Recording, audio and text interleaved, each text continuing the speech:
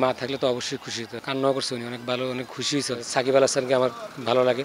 সবারই লক্ষ্য থাকে ন্যাশনাল টিমে খেলার। আমারও ইনশাল্লাহ লক্ষ্য আছে ন্যাশনাল টিমে খেলার, যদি ইনশাল্লাহ যদি সুযোগ পাই। আর 10টা সাধারণ দিনের মতো সোমবারও চট্টগ্রামের রুবেল মাঠের বাইরে অপেক্ষায় ছিলেন। জাতীয় দলের ক্রিকেটাররা আসবেন, তাদেরকে নেটে বোলিং করবেন। তবে এখন রুবেলের আরও একটা পরিচয় আছে। বিপিএল এর দল রাজশাহী ওয়ারিয়র্সের একজন ক্রিকেটার তিনি। জীবনযুদ্ধে রুবেল এক সাহসী যোদ্ধা। বছরখানেক আগে মাকে হারিয়েছেন। রহস্যময় জীবনে নিজেকে গড়েছেন রহস্যময় এক স্পিনার হিসেবে।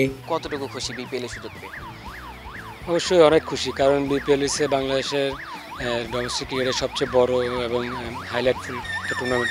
সো এখানে সুযোগ পাইছি, অবশ্যই আলহামদুলিল্লাহ, আল্লাহর কাছে লাখ লাখ শুক্রিয়া। আমি অনেক খুশি।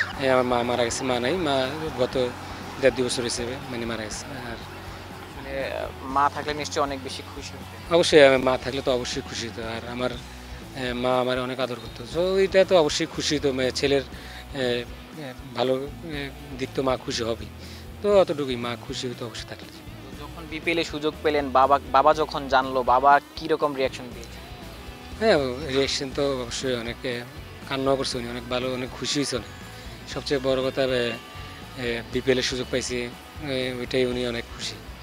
তো আসলে আপনার সংগ্রামের গল্পটাও যদি একটু বলতেন। আপনি আসলে একজন নেট বোলার থেকে যেখানেই সুযোগ পেয়েছেন সব জায়গায় আসলে পারফর্ম করেছেন। যদি একটু আপনার গল্পটা আপনি দর্শকদের একটু বলতেন। নেট বোলিং তো আমি করি অনেক আগের থেকেই, কিন্তু আমি ঢাকায় সেকেন্ড ডিভিশন লিগ খেলছি আপনার 7-8 বছর ঢাকায়। তো 8 বছর সেকেন্ড ডিভিশন খেলছি। 2023-24 যখন লাস্ট সেকেন্ড ডিভিশন খেলছি 2023-24 সালে, তখন সেকেন্ড ডিভিশনে হাইস্ট উইকেট টেকার হয়েছিলাম। 15 ম্যাচে 37 উইকেট পাইছিলাম। তো পরের বছর আমি আবার ঢাকায় ফার্স্ট ডিভিশন লিগে গাজী গ্রুপে সাইন করি। তো ওইখানে ফার্স্ট ডিভিশনে ওইবারই আমি ফার্স্ট খেলি ঢাকায় ফার্স্ট ডিভিশন লিগ।